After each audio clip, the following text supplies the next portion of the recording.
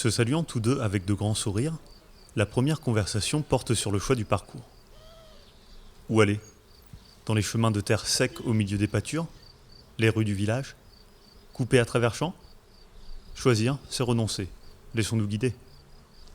Passant de chemin en rue et de rues en chemin, ils parcourent tantôt des bouts du hameau, tantôt des sentiers menant à de vastes étendues que seule la campagne sait offrir.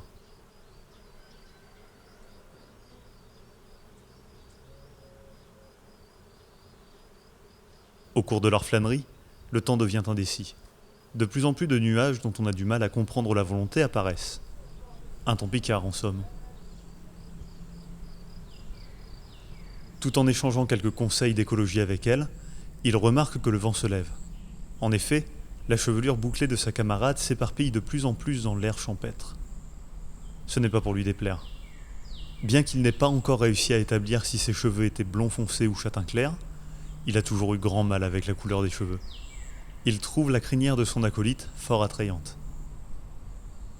Divaguant sur quelques sujets plus ou moins sérieux, ils s'aperçoivent que leur longue marche les mène à un village voisin. Ils décident de le gagner et d'en sillonner les rues.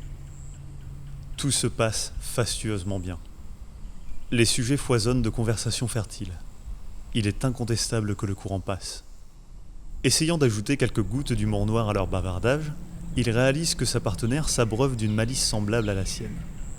Commence une joute verbale dont les esclaves sont peu à peu masqués par un grondement lointain.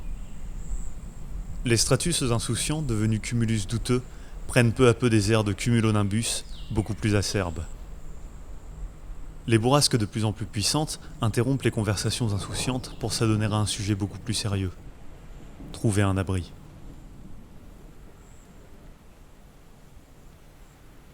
Ils s'aperçoivent en effet que le temps passé à batifoler les a trop éloignés de leur village pour rentrer maintenant. Passer par les champs par temps d'orage serait trop dangereux. Bien heureusement, ils connaissent les alentours et se dirigent vers le parvis de l'église. Il faut se dépêcher. Attends le pas, les premières gouttelettes d'eau commencent à tomber.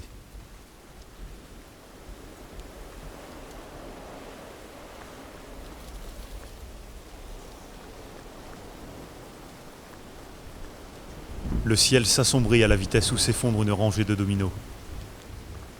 Même en courant, il ne fait nul doute qu'ils seront baptisés bien avant d'arriver à l'église.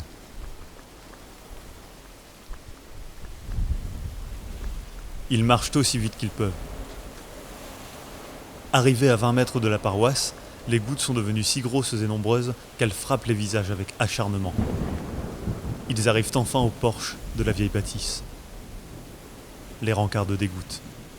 Pas assez pour être entièrement trempés, mais suffisamment pour être satisfait d'avoir trouvé refuge. Il s'agit maintenant de patienter.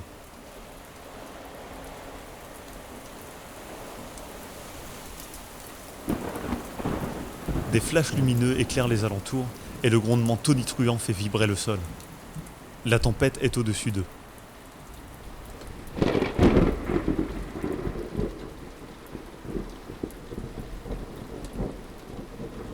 Rien de tel que de profiter de ces instants diluviens pour s'observer.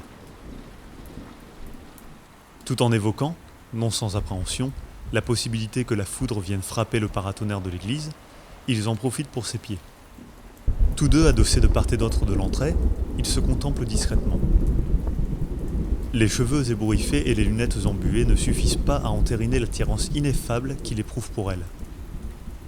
Il la trouve délicieuse. Examinatrice, elle remarque la bague qu'il porte à sa main droite. Racontant l'histoire du bijou, il lui tend la main pour qu'elle puisse mieux observer l'anneau orné de salamandre. Sans qu'il s'y attende, elle lui saisit la main pour lui ôter la bague précautionneusement. Bien que la foudre n'ait pas frappé à ce moment, une décharge jaillit de ses phalanges pour se propager jusque dans tout son corps. C'est la première fois qu'elle le touche.